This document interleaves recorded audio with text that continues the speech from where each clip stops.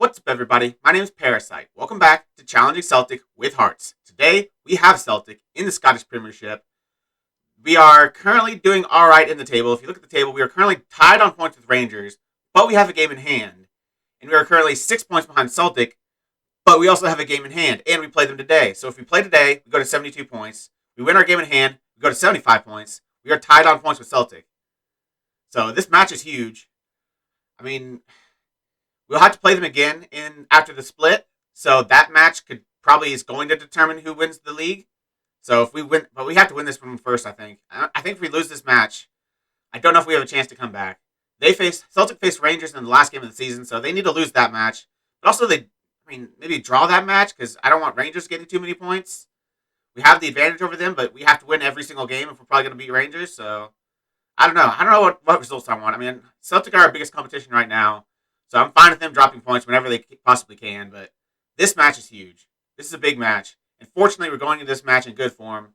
We played 3 games since the last episode. Started off with Ross County, a 3-0 win. Leonardo with the goal, Inlandulu with a brace. Our strikers are both playing well. Very happy to see that. Then we faced Aberdeen twice in a row, both at home, which is kind of weird, but a 4-2 win to start off. Leonardo with a brace, Vankovic with a goal, Sutar with a goal. I've started playing I didn't play him in this match, but the match before I played Josh Knight at the ball winning midfielder. Because I think Falvin Delph has not been good.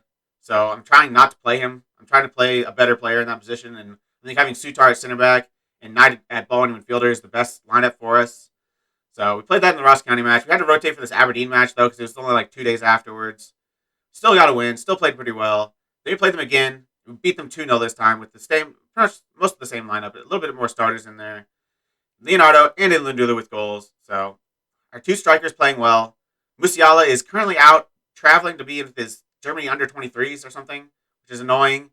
But Leonardo is the informed striker right now, along with Inlandulu. So we've got our best strike partnership available for the Celtic match. We do not have all of our players available for the Celtic match, though. We still do not have Afonso Souza. He's out another 7 days to 2 weeks. And Odasoe is probably out for the rest of the season, 3 to 6 weeks. I don't think he'll be able to make it back. So no Odasoe, no Souza. But other than that, it's the full starting lineup. Jimmy Walker has taken the starting position at left mid just because he's played well. Stevanovic has been terrible. Absolutely terrible. And Jamie Walker's played well, so he's going to get the start. Other than that, it's kind of the starting lineup you'd expect. Josh Knight in that ball in midfielder role. Sutar in at center back. Walgate back playing right back. Playing well. The entire team's playing well. Look at our average ratings. Moreno's the worst performer on a 7.04. 7.48 for Walker. 7.42 for Inlandulu. 7.8 for Marcos Leonardo. He is back. Bench, relatively strong as well. Delph on the bench in case I need him. Smith on the bench. Irving's been playing well, so obviously his rating's not amazing, but he's done all right when he's come in. Zoranovic is coming off a pretty decent game 2 games ago, 7.5. Didn't do much the last match he played, but Stevanovic just an awful player, apparently. But Nasa Univar's even worse, so Stevanovic makes the bench.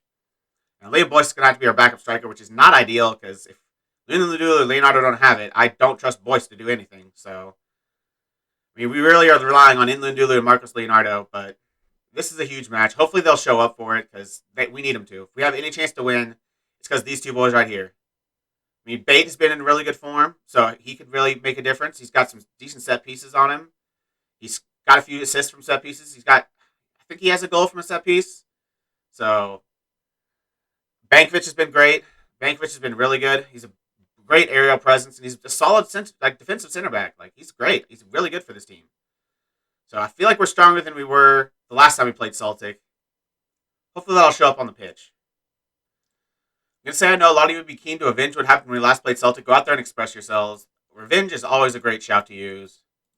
I don't like to use it just because I don't like losing, so I don't like having to be in a situation where I have to use it, but when you do use it, it works well. Given the importance of the upcoming match for the 2 teams, there's an incredible hunger from the Hearts fans to get a positive result. Does the added pressure, given what's at stake, affect you in your preparations at all? Far from it. It's business as usual as far as I'm concerned. The fact is that managers can often crack under the pressure. You seem to handle it pretty well. Can the same be said of Philip Koku? I think so, yes. We're both professionals and are used to dealing with pressure like this. Philip is a very good manager, and I'm sure his side will be well prepared. You're on a great run, and everything seems to be going well. Presumably, there's a great dressing room atmosphere contributing towards that. The club is a really fun place to be right now. The atmosphere gives us all confidence to do our jobs. 5 wins on the trot.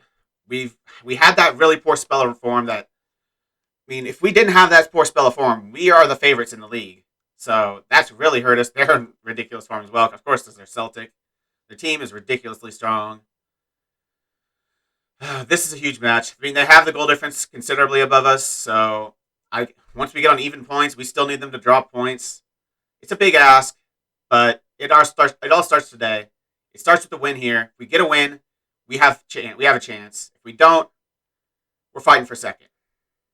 So 10 minutes in, not been much happening. We're the only one with a shot so far. So defensively, we've been solid. But it looks like Celtic might be going on their first attack. Not Musa Dembele, but Karamoko Dembele, the former Hearts man, playing for Celtic in this match.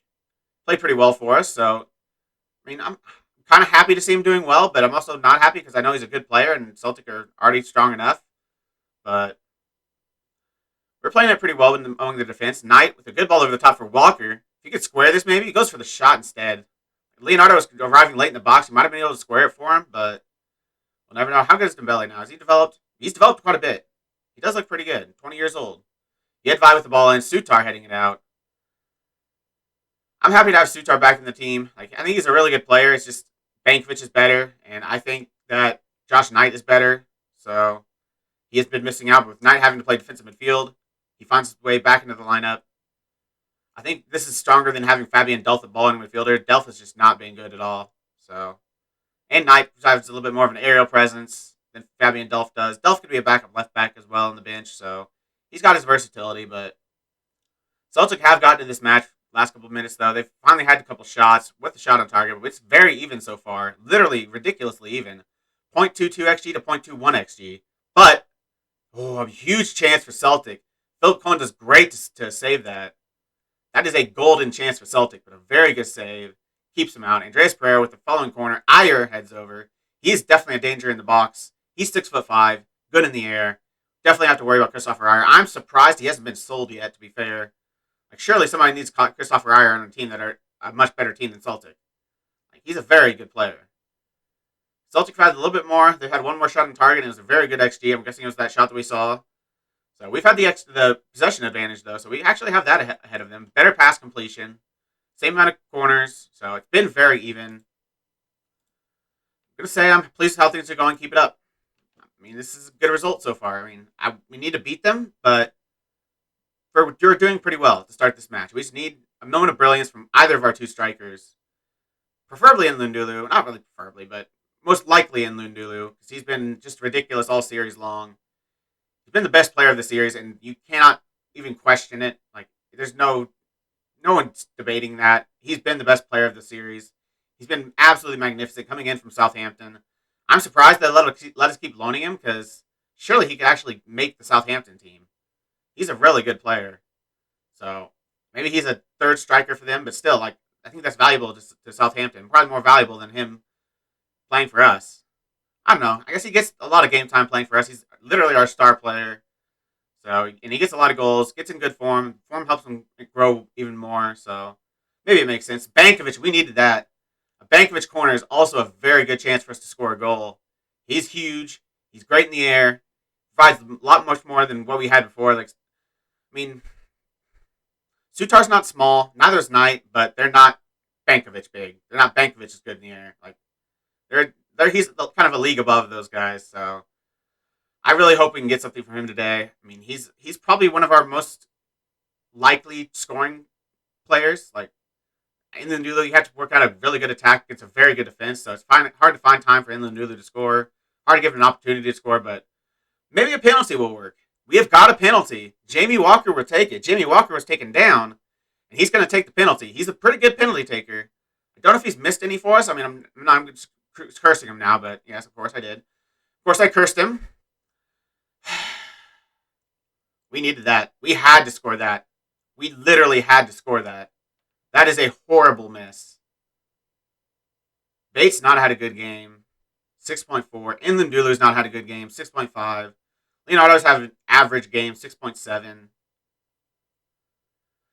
We needed the strikers to step up, and they have not done it.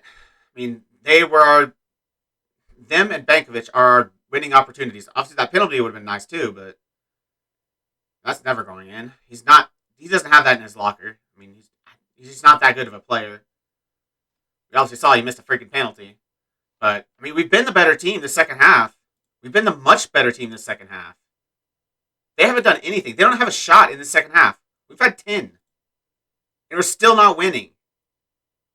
We're doing everything right, but actually scoring goals. Bate has been just horrific. 6.2, he's coming off. I can't drop in Lundula or Leonardo because I don't have Musiala on the bench. So I just literally can't drop them. Elliott's going to come off. Saranic's coming on. Elliott has done absolutely nothing. He's not been terrible like Stevanovic, but he's not actually done anything either. Doesn't have assists, doesn't have a goal. I've rarely seen him touch the football. Looks like it's going to be a 0-0. That is very disappointing. We really needed the win. Loss would have been tragically bad, but we really needed this win. I don't think I have any players on the bench that make a difference. Like, Josh Knight's playing well, so Fabian Duff is not coming off the bench. Maybe he comes on for Moreno, but he's not fast. He's not a good crosser. He's not a good dribbler. He's just really good mentally. Alberto Moreno, also pretty good mentally, but he has other things in his game. He can run, he can cross, he can dribble, he can tackle. So I don't think that's the right call to bring Fabian Duff on. Maybe Michael Smith for his set pieces. I'm actually going to do that for Musawage. See if we can get a long throw in the next 2 minutes. Maybe give us a chance. Maybe I should have made that change earlier, but we have a corner. Irving to take. Sutar. Oh, he hits the crossbar. We just didn't have the luck this game. We just didn't have the luck. We did everything right to score a goal, but our strikers were terrible. 6.5 for both of them. They disappeared in the big game. And we didn't get the luck. Hitting the crossbar. That's frustrating. We should have won this game. We were the much better team. 17 shots to 4. 2 XG to 0.5, and we drew 0-0. We missed a penalty.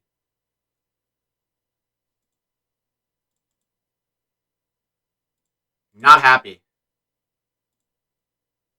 Cone amazing was the player of the match. At least how you did, Cone.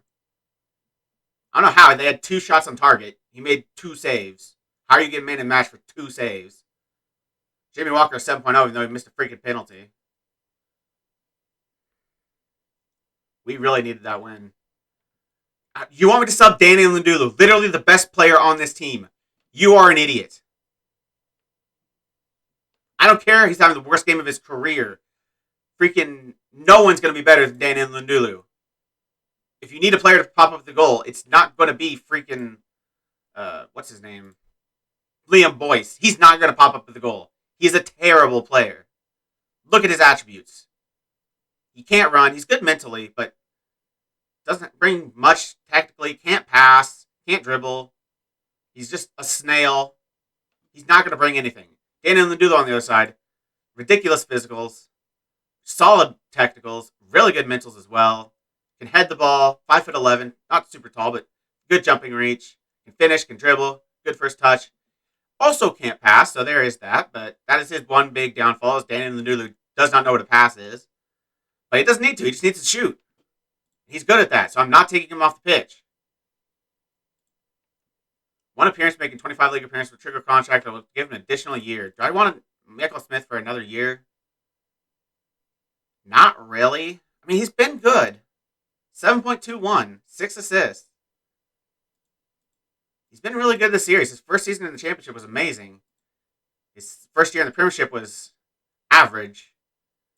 But he's been done well this season as kind of a rotational player. He has made 16 starts as well. Maybe I will give him that extra year. Still have 11 unbeaten, but I think it was 10 wins in a row we were on. No, we had 9 wins in a row. We drew with Kilmarnock, but other than that, we had 9 wins in a row. So that draw with Celtic. Well, I don't know how the league's what's gonna go on for the league now. I mean, we're outsiders looking in. We're guaranteed top 3. St. Mirren aren't catching us. We are ahead of Rangers, so we are the masters of our own destiny in terms of getting the second spot, but we have to beat Rangers twice. I don't know if that's possible. We are 6 points behind Celtic. They need to lose against Rangers both times. We need to win all of our games against Celtic and Rangers for us to have any chance. And Yeah, we have to win 3 games. Twice against Rangers and once against Celtic. And win the rest of our matches. But those are the big matches. We have to win all of them. Or we stand no chance of winning the league. I don't see that happening, but I'd take an improvement. I'd take second. I mean, I'd take an improvement just because we're actually relevant with the chance to win the league this year. Last year, if you look at the Premiership, they ran away with it. Celtic and Rangers ran away with it. We were very far behind. 14 points behind Celtic in second. Like 23 points behind Rangers in first. We weren't in the race. We were just barely ahead of Hamilton. But we are legitimately in the race this year. 6 points behind first. A point ahead of third. So that's an improvement. I'll take an improvement. We didn't have a long enough time with this club to make a real run for the Premiership, but I feel like if we played this another 2-3 years, we would win the Premiership. I think we'd be good enough. We're obviously good enough. We're better than Celtic. But yeah. Next we have Rangers, then St. Mirren. They're 4th place. I mean, probably by winning that match, we'll guarantee at least 3rd. But we've got the split after that, though. That's when we'll come back. I don't know what exactly the matches are going to look like, but I'll have to come back for Celtic and Rangers in the split. This Rangers match is pretty big, but I don't know. Maybe I'll show this Rangers match. No games in between, though, is not ideal, but FM22 is coming out on the 9th. Today is the 6th. So 2 more episodes. I mean, I think it'll be 2 episodes in the split. So I think I'll show Rangers and Celtic once we split. I'm not going to show this Rangers match here, so that's when we'll come back. That's going to be the end of the episode, though. If you made it this far, why don't you like the video, subscribe, and click the bell. Links to all my socials and my Twitch are in the description. I really appreciate all your support. Thank you all for joining me, and I'll see you next time.